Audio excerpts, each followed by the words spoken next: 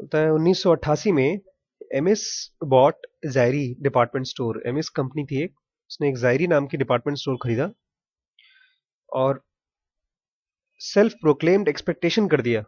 Self proclaimed explanation मतलब ये कहा कि हम अपनी ग्रोथ इतना से इतना कर देंगे, to more than double the size of company in a single year.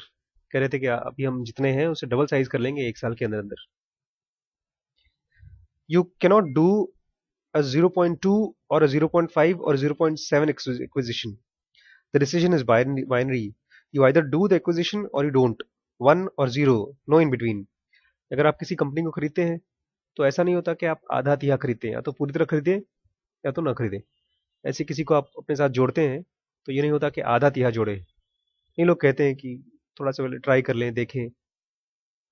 खैर and if that acquisition turns out to be a mistake you can not undo the decision. और अगर आपने कोई कंपनी खरीद ली या किसी कंपनी के साथ जुड़ गए और वो डिसीजन गलत साबित हुआ तो उसको आप वापस नहीं कर सकते।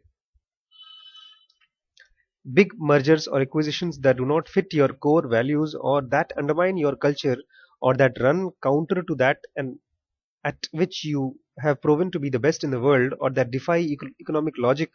Big acquisitions taken out of bravado rather than penetrating insight and understanding can bring you down. अगर आपने ऐसे बड़े बड़े कंपनियां खरीद ली जो आपने सोचा समझा नहीं है, खाली इसलिए कि मुझे और ग्रो करना है और बड़ा बनना है, बजाय ये सोचे कि इससे हम क्या फायदा सोसाइटी को दे सकते हैं या अपनी हमारी कंपनी को क्या फायदा होगा, तो आप हो सकता है आपकी जो रही सही कंपनी है वो भी डूब जाए उसके चक्कर में। In Ames case the Zayre acquisition destroyed the momentum built over 3 decades। Ames के केस में जायरी को जब उन्होंने खरीदा तो जिनका 30 साल में जो कंपनी का मोमेंटम बना था, मोमेंटम समझते हैं एक जब, हाँ हाँ, तो वो चीज खत्म हो गई। While Walmart continued focus first on the rural and small town areas before making an evolutionary migration into more urban setting। और वहीं पर Walmart नाम की जो कंपनी है उसने पहले गांवों में और छोटे छोटे शहरों में अपना काम बढ़ाया, इससे पहले कि शहरों में घुसे हम, बड़े बड़े शहरों में। The Zairi acquisition revolutionized MS, making it a significant urban player overnight। Zairi को जब MS ने खरीदा तो नाम तो बहुत हो गया उसका मीडिया में, क्योंकि जो जायरी है वो बहुत बड़े बड़े शहरों में बड़े बड़े स्टोर थे उसके, और एमएस एक पुरानी कंपनी थी जो बहुत बड़ी साइज की थी। तो जब उसने खरीदा जायरी को एमएस ने, नाम तो बहुत बहुत हो गया ओवरनाइट, रातों रात। And while Walmart maintained obsessed with offering everyday low prices on all brands all the time. जबकि वॉलमार्ट क्या करता था, उसका कोर काम था कि सब जगहों पर सस्ते सामान लोगों को दिलवाओ, बेचो, सस्ते सामान लोगों को बेचो, सस्ते सामान लोगों को बेचो, यही उनका कोर वैल्यू था। वो इसी काम को करते रहे। which relied on the special loss leader promotion, and MS dramatically changed its strategy with Zairi, which relied on the special loss leader promotion. MS more than doubled its revenue from 86 to 89, but much of its growth simply did not fit with the strategic insight that produced MS greatness in the first place।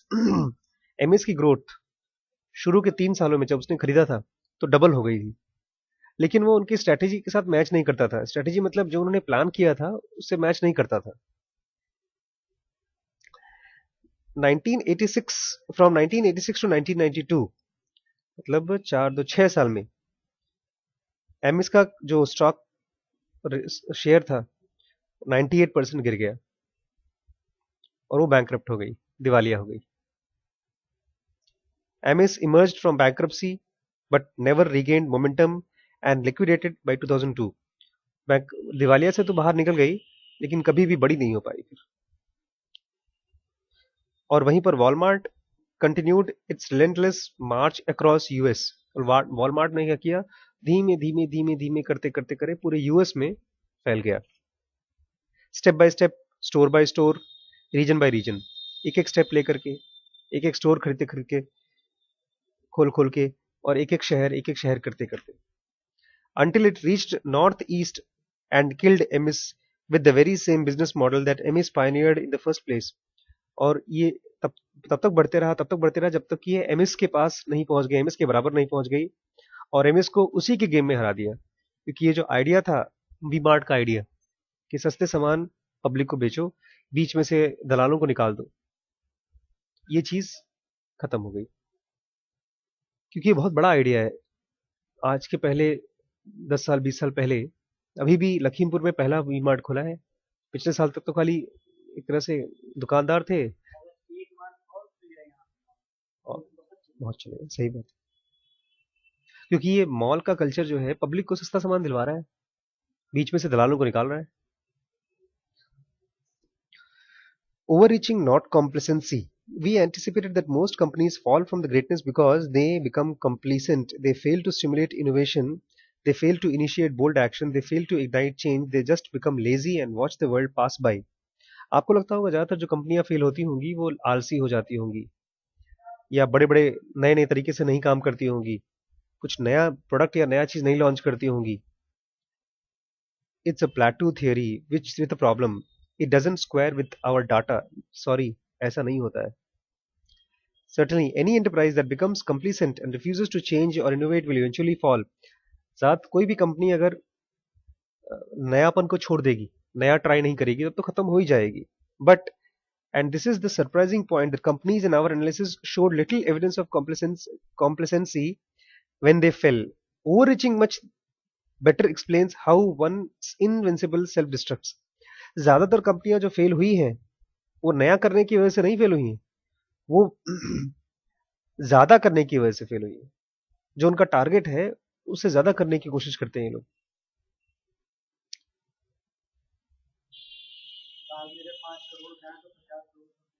की कोशिश करते हैं वो लोग। Only one case showed strong evidence of complacency. AP followed the pattern of hubris, complacency, denial, grasping for salvation. In other cases, we found tremendous energy stimulated by ambition, creativity, aggression, and or fear in stage 2. We even found substantial innovation during the stage, which eliminated the hypothesis that fall of great company is necessarily produced by decline in innovation. कोई भी बड़ी बड़ी company innovation मतलब नया करने की वजह से नहीं फेल हुई हमारे स्टडी में। इन ओनली 3 of 11 केस, खाली 11 में से 3 केस जो थे वो ऐसे थे जो कि इनोवेट करने की वजह से फेल हो गए।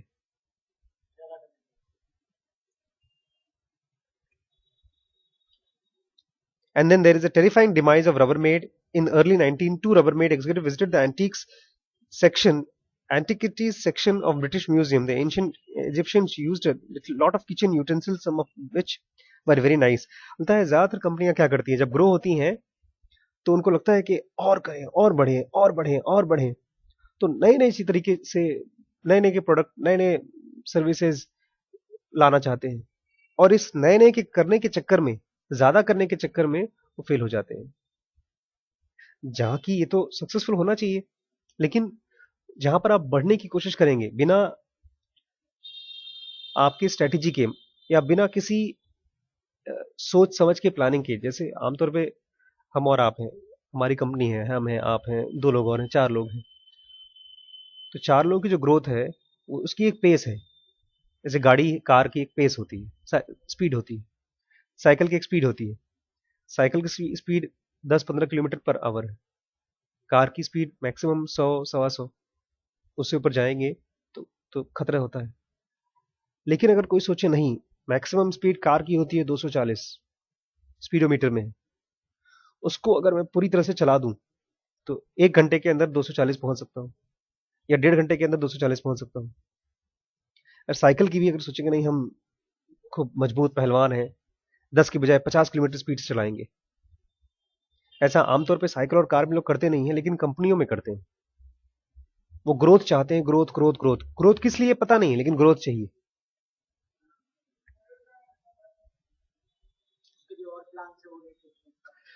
वो ये नहीं देखते कि इस ग्रोथ से पब्लिक को क्या फायदा होगा। अगर आपकी कंपनी बड़ी हो जाती है तो उससे पब्लिक को क्या फायदा होगा। जैसे एक कंपनी अभी मैं वो पढ़ने के लिए मैंने शुरू किया था, अभी मिल नहीं रहा उसके बारे में।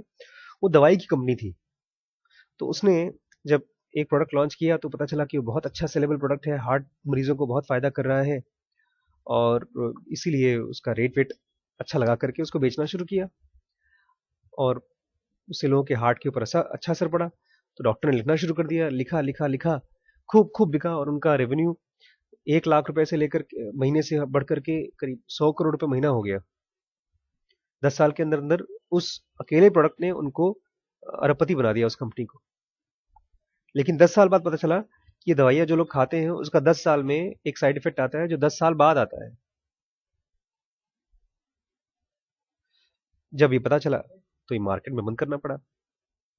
लेकिन जब कोई प्रोडक्ट आपको 100 करोड़ रुपए महीना दे रहा है, तो उसको चलाने के लिए कम से कम आपके आपके यहाँ 500 600 1000 2000 पब्लिक काम पे जुटी होगी। उनकी तो नौकरी गई।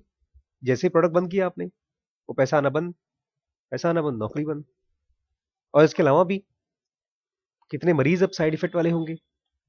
जब 100 करोड़ महीना दवाई बिक रही है तो कितने लोगों ने दवाई खाई होगी, कितने लोगों को सुसाइड मतलब मरे होंगे बेचारे उसके साइड इफेक्ट से।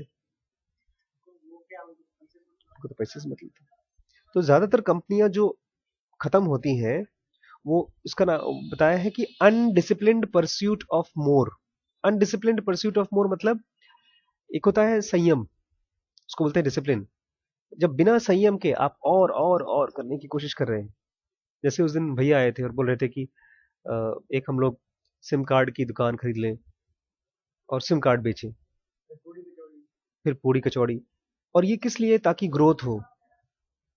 और ग्रोथ किस चीज की हो? सिम कार्ड बेचने से हमारे स्ट्रेटेजी का क्या जुड़ाव है? हम चाहते हैं कि सोसाइटी मिले, सोसाइटी बने जो समझदार हो। वो समझदार सोसाइटी क्या और सिम कार्ड बेचने से या और पूरी कचौड़ी बेचने से हो पाएगा? हमारी स्ट्रेटेजी कंपनी की है कि हम चाहते हैं बच्चा समझदार बने। और क्या पता हम लोग पूरी कचौड़ी बेच रहे हैं, बिक रहा है, और बिक रहा है तो और बेचेंगे, और 4 हलवाई लगा दिए और 4 दुकान लगा दी। उस घी पता नहीं हम सस्ता लगा रहे हैं, अच्छा लगा रहे हैं, करते करते उससे कितने मरीज मरीज बन रहे हैं, कितने लोगों को एसिडिटी हो रही है। मतलब उसकी भी साइड इफेक्ट हो जाएगी अगर आप किस लिए कर रहे हैं ये नहीं सोच रहे।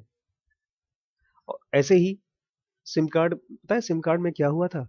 बड़ी बड़ी एयरटेल की दुकानें बंद होने लगी थी, क्योंकि सिम कार्ड बेचने के लिए इतना प्रेशर था मार्केटिंग में कि लोग बिना आईडी प्रूफ के बेच देते थे। बिना बिना आईडी प्रूफ के। अब बिना आईडी प्रूफ के अगर आप सिम कार्ड बेचते और खरीदते हैं तो आपको कोई दिक्कत नहीं है, आप तो शरीफ आदमी है। लेकिन किसी टेररिस्ट के हाथ में पड़ गया, तब कैसे पकड़ा जाएगा? मेरठ में ये समझ लीजिए वीमार्ट के साइज के 2 शोरूम एयरटेल के थे, बंद हो गए क्योंकि वहां पर आईडी प्रूफ के बिना सिम कार्ड बेचा गया। तो जो लोग बेच रहे हैं क्या वो अंधे हैं? हाँ, वो अंधे हैं। उनके लिए केवल एक ही और एक चीज चाहिए उनको कि और पैसा आना चाहिए। पैसा नहीं बोलेंगे, ग्रोथ बोलेंगे। कंपनी की ग्रोथ होनी चाहिए, क्योंकि जो लोग ऊपर के लेवल पे हैं उनके लिए पैसा तो बहुत है उनके पास, तब क्यों कर रहे हैं वो? तो उनका क्राइटेरिया होता है, उनका एजेंडा होता है कि ग्रोथ। आज हमारे पास 200 एम्प्लॉई है, 500 होना चाहिए। 500 एम्प्लॉई से क्या हासिल करना चाहते हो सोसाइटी में?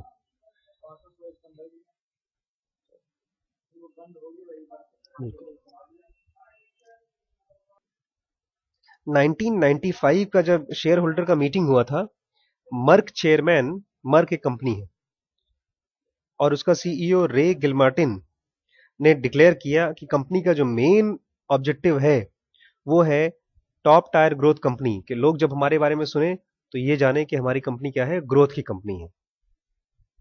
प्रॉफिटेबिलिटी नहीं, ब्रेक थ्रू ड्रग्स नहीं, साइंटिफिक एक्सेलेंस नहीं, रिसर्च ड्रिवेन नहीं, प्रोडक्टिविटी भी नहीं, ग्रोथ। मतलब अगर कोई हमको जाने तो इस तरह से जाने कि हमारी ग्रोथ वाली कंपनी है।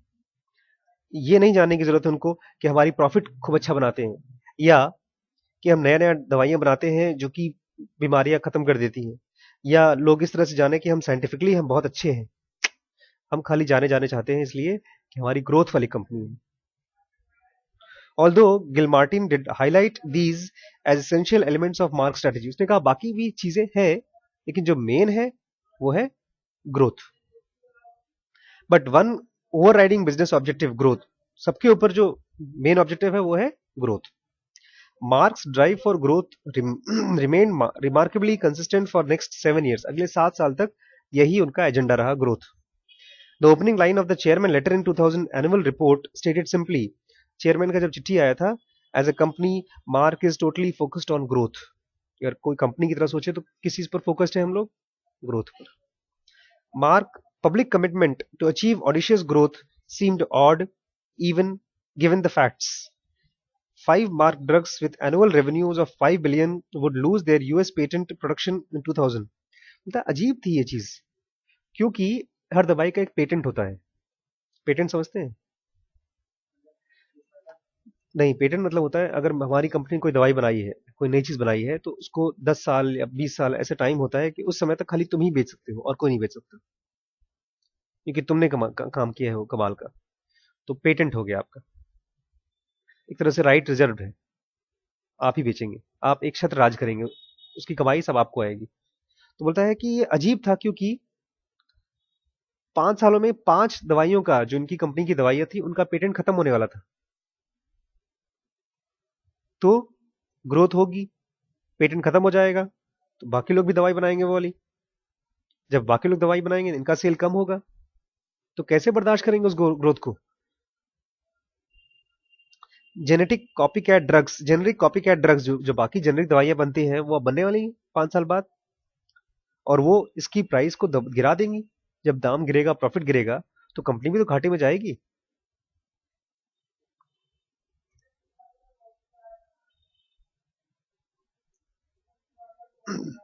It is one thing to develop enough new drugs to deliver growth on the base of approximately $5 billion, as Viglos did in the late 80s, but entirely another to develop enough new drug to fuel the same faster growth on a base of more than 25 billion Gilmartin faced in 1990.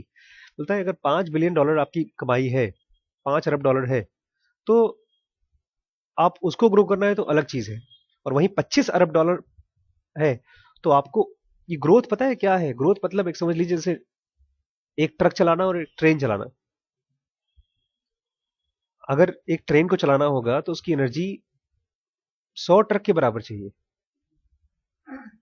तो और वहीं पर एक truck चलानी है तो उसको एक ट्रक के लिए एनर्जी चाहिए। तो अगर $5 अरब की कंपनी है आपकी, उसके एम्प्लॉयज हैं वो कम है, उनका खर्चा कम है। वैसे ही $25 अरब की जो कंपनी है उसके खर्चे ज्यादा हैं। तो आप क्यों बढ़ रहे हो? किस चीज पर खड़े होकर क्या सोचकर बढ़ रहे हो?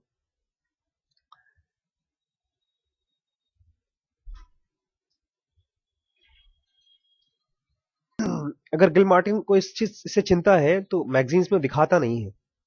And why would Mark feel so confident about his prospect? The second paragraph of the chairman message 1998 annual report reveals part of the answer. Vioxx बोलता है ग्रो क्यों करना चाहती है कंपनी? क्योंकि उसके पास एक छुपा हुआ ब्रह्मास्त्र है, और वो है विऑक्स। VIOXX, ये दवाई का नाम है। 1999 में इस दवाई को FDA से, मतलब गवर्नमेंट से रिलीज मिला के हाँ बेच सकते हो, और ये एक बहुत बड़ा ब्लॉकबस्टर था। ब्लॉकबस्टर मतलब सुपर हिट दवाई थी, और इससे बहुत बड़ा फायदा होने वाला था। Vioxx our biggest fastest and best launch ever, ये हमारा सबसे बड़ा, सबसे तेज और सबसे अच्छा लॉन्च है अब तक का।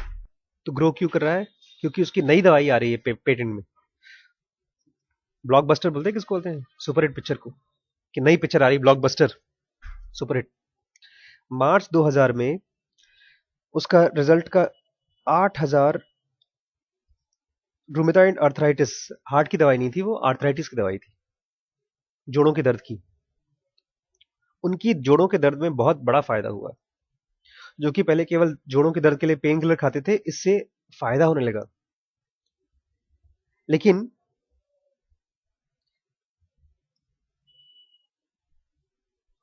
एक दिक्कत थी जो कि पेन किलर से नहीं होती थी और इससे होती थी, और वो ये था कार्डियोवैस्कुलर थ्रोम्बोटिक इवेंट्स। इस दवाई से रिलेटेड पाया गया कि अक्सर हार्ट अटैक या नसों का बंद हो जाने का खतरा देखा गया, जो कि पेन किलर से नहीं होता था। हार्ट अटैक या तो लकवा मारना। Since the study was designed without placebo taking group control, the result could be interpreted in number of ways. बोलता लेकिन ये बहुत क्लियर नहीं था कि इसी से हो रहा है कि किसी और दवाई से हो रहा है। तो कि हार्ट अटैक हो रहा है या ब्रेन में लकवा मार रहा है इस दवाई की वजह से हो रहा है कि नहीं, बहुत क्लियर नहीं था। Mark concluded that difference in the frequency of cardiovascular events was almost likely due to effect of naproxen। बोलता है मार्क, इस कंपनी ने डिसाइड कर लिया कि जो साइड इफेक्ट है वो इस दवाई के नहीं है, वो अपने आप मरीज को हो रहे हैं। 2002 में इस दवाई की जो सेल थी 2.5 अरब डॉलर हुई। 2004 में इसके पास 100 मिलियन प्रिस्क्रिप्शन, मतलब 100 मिलियन मतलब 100 करोड़ से भी ज्यादा दवाइयां लिखी जा चुकी थी। और इसी इसी में अपनी वाइफ को भी इसने दवाई लिखवाई थी वाली, जोड़ों के दर्द के लिए। क्रिटिक्स बात करते रहे, क्रिटिक्स मतलब जो लोग बात करते थे कि नहीं इसमें डाउटफुल है, हो सकता है इसकी वजह से हार्ट अटैक होते हो, वो बोलते रहे। और मार्क जो है उनको काटता रहा कि इससे फायदा, इससे नुकसान नहीं हो रहा है, कि इससे हार्ट अटैक नहीं हो रहे हैं। लेकिन 2004 में सेफ्टी मॉनिटर ने देखा कि वॉक्स की वजह से कोलोन में कैंसर हो रहा है, आंतड़ियों में कैंसर बनता है, और इसकी वजह से फेडरल एक्सपर्ट डिलीवरीज ने उसको बंद करवा दिया। According to Brooke Master at Merck Kaufman, who covered the story of Washington Post, the safety monitor team pored over the data for several days and couldn't escape frightening conclusion later summarized in Mark's annual report.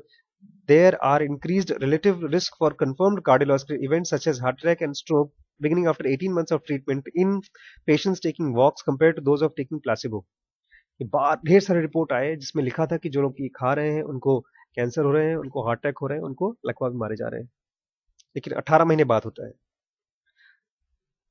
इस वजह से पूरे mark company में एक shock की wave, धक्का लगा।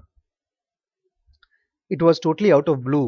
Gil Martin told Boston Globe when he learnt the steering committee conclusion, I was stunned। बोलता है मुझे तो झटका लग गया।